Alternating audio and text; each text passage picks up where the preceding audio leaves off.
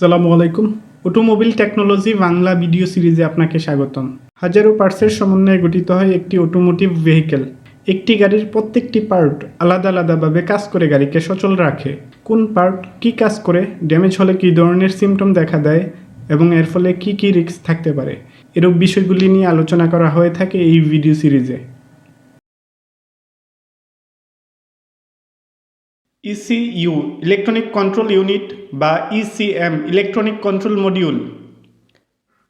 এটি ইঞ্জিনের বিভিন্ন সেন্সর এবং সুইচ থেকে সিগন্যাল গ্রহণ করে তা প্রসেস করে ইঞ্জিনের এয়ার ফুয়েল মিশ্রণ এবং ইগনিশন টাইমিং অ্যাডজাস্ট করে ইঞ্জিনের পারফরম্যান্স নিয়ন্ত্রণ করে।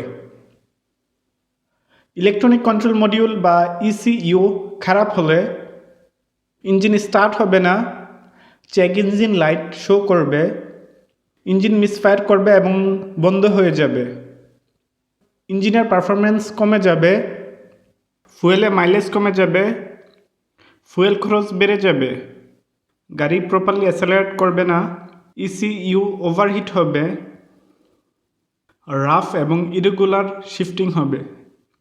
ইঞ্জিন ইসিইউ খারাপ হলে তা প্রয়োজনীয় রিপেয়ার বা পরিবর্তন করে নিতে হবে।